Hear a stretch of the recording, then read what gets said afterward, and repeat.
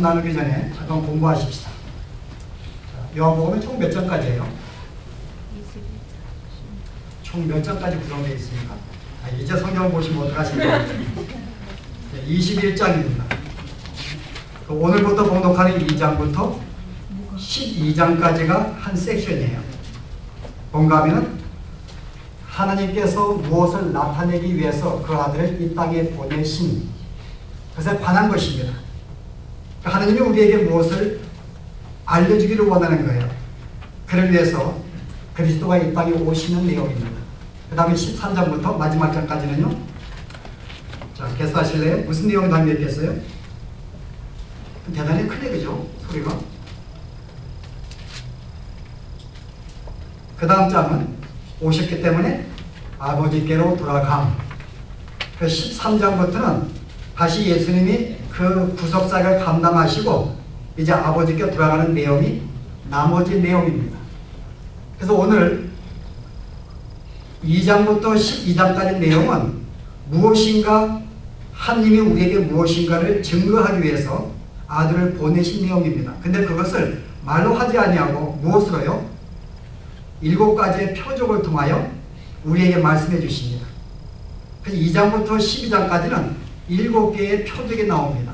근데 이 표적은 단순한 표적이 아니라 무엇인가 아들을 통해서 우리에게 주시려는 메시지가 담겨 있습니다. 그래서 이제 오늘부터 봉독하는 첫 번째 표적부터 이제 오늘 계속 소개가 되는데요. 이 7개의 표적은 우리의 지난 시간 나누었던 1장 마지막 절과 자연스럽게 연결되는 내용입니다. 예수님이 나다나엘을 만났어요. 그 나다나엘이 만나기 전에 그가 어디에 있는가 알고 있었습니다. 네가 무화과 나무 있는 걸 내가 보았다. 그랬더니 그때서야 나다나엘이 정말 그의 능력을 알고 하느님인 것을 인정합니다. 그랬더니 뭐라 그래요? 내가 너가 무화과 나무가 있는 걸 이렇게 놀라느냐? 내가 너에게 더 큰 일도 보여줄 것이다. 이제 오늘 2장부터가 바로 더 큰 일들을 보여주는 것입니다. 그것이 무엇인지. 자, 그래서 오늘 이 내용을 여러분들이 함께 보시기 위해서 이제 잠깐 우리가 전체적인 내용을 보시겠습니다. 자, 잔치가 있었어요, 여러분. 근데 어머니가 먼저 있었습니다. 그 후에 예수님과 제자들이 이 잔치에 참여했어요. 근데 어떤 문제를 만났어요? 마땅히 포도주가 있어야 되는데 포도주가 떨어진 것입니다. 포도주가 왜 떨어졌을까요? 생각 안 해보셨죠? 이스라엘 사람들은 결혼을 하게 되면 보통 일주일이나 길면 2주일 정도 혼인잔치를 벌입니다. 여기 포도주가 떨어진 것은 그만큼 지금 오랜 기간 동안 지금 혼인잔치를 가졌음을 알 수가 있습니다. 근데 여기 예수님이 어머니가 당황하시는 거예요. 여기 보니까는 그의 어머니가 먼저 그 잔치에 있었어요. 무슨 말하고 있는 거예요? 무엇인가 이 혼인잔치의 이 집과 무엇인가 깊은 친척 관계에 있음을 알 수가 있습니다. 그 예수님의 어머니는 이 집에서 모든 음식이라든지 모든 걸 준비한 그런 역할을 감당한 걸 알 수가 있습니다. 근데 포도주가 떨어진 것입니다. 이때 당황한 거예요.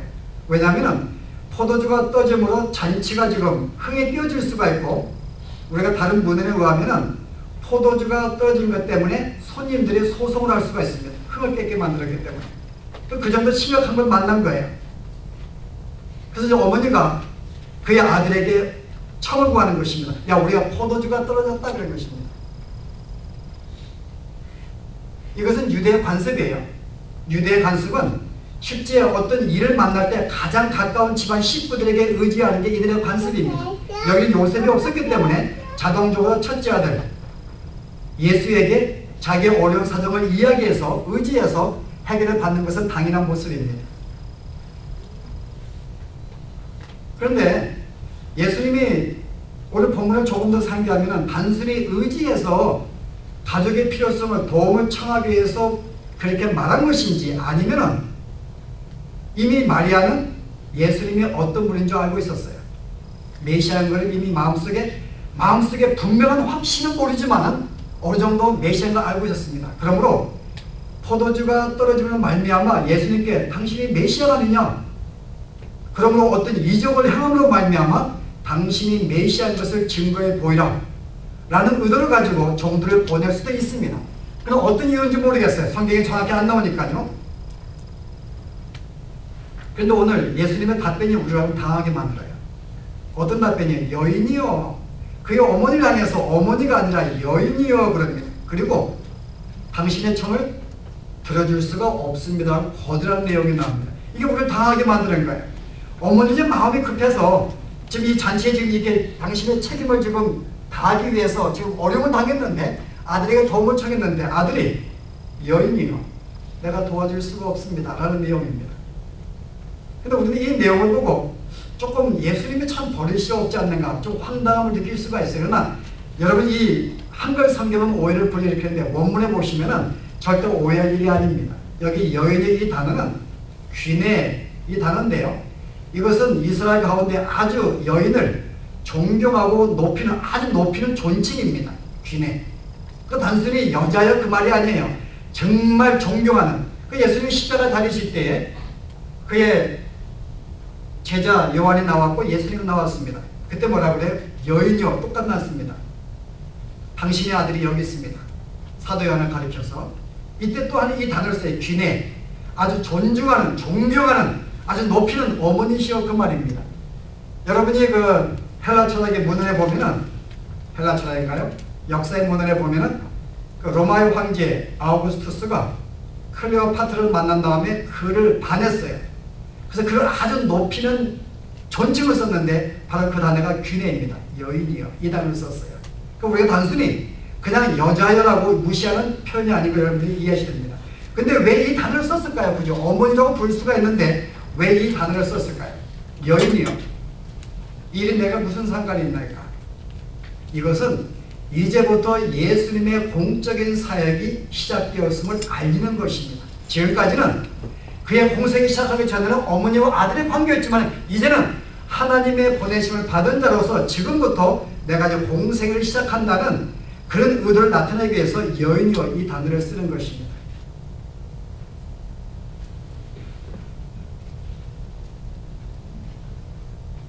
근데 여러분이 한 가지요. 이 단어를 여러분 쓰시면서요. 한 가지 거대한 것은 참 우리가 이해할 수 없고 근데 오늘 내용 보시면 내가 이 일을 내가 무슨 상관이 있나 할까? 내가 이것을 행할 수가 없습니다. 그런 다음에 그 다음 어떻게 해요? 예수님이 행하시는 거예요 여러분. 여러분 이 내용을 참 우리가 황당하게 만듭니다. 당황하게 만드는 거예요. 여인이요 내가 무슨 상관이 있습니까? 난 만들지 못하면 하지 않겠습니다 라고 이야기한 다음에 즉시 어떻게 해요? 종들에게 명해서 물을 부으라 그러고 그를 포도주로 만듭니다. 이것 또한 또 우리에게 이상한 장면을 주는 거예요. 여러분 생각해 보셨어요? 왜 거절하신 다음에 다시 행하시는가 그 말이에요. 여러분 이 비슷한 내용이 요한복음 7장에 보면 또 나옵니다. 초막절을 만났는데 제자들이 예수님 당신이 메시아 아닙니까? 이제 더 이상 숨어서 당신이 일하지 마시고 당신의 모습을 좀 이제 유대에 올라가서 초막절 절기니까는 도시에 올라가 당신을 좀 나타내셔서 그럽니다. 그 예수님이 아직 내 때가 이르지 아니했기 때문에 나는 올라갈 수 없다. 너희들만 올라가라 그럽니다. 그리고 당신이 또 혼자 올라가시고 일하셨어요. 보실래요? 요한복음 7장이요.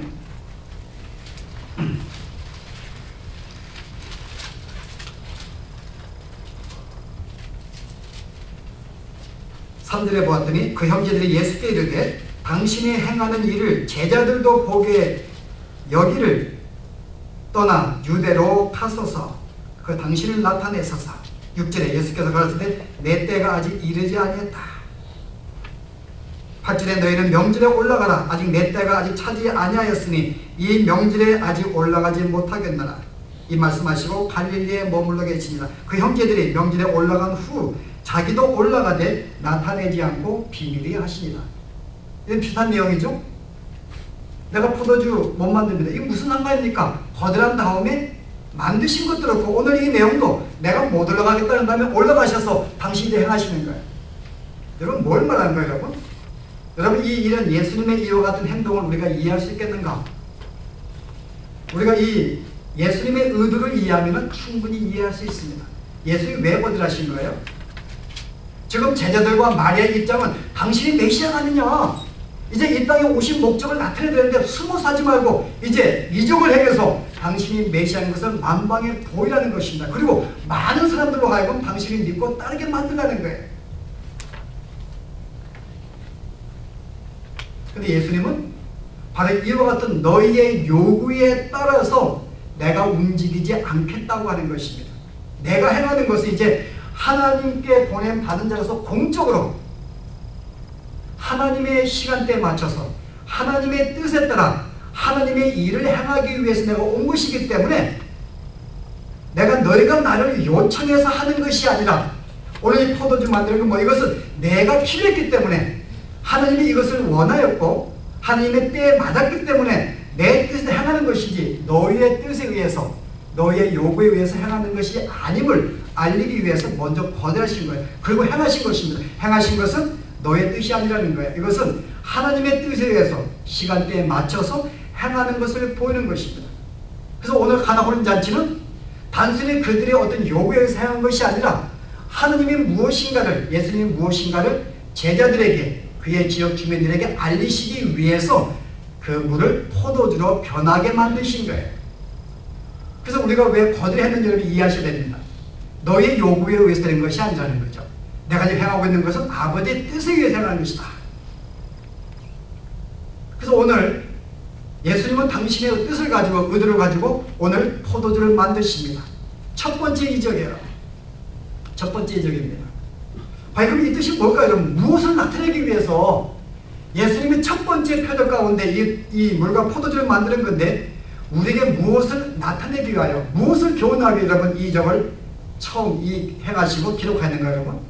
무엇을 말씀하기 위해서요? 아, 예수님은 능력의 분이시다.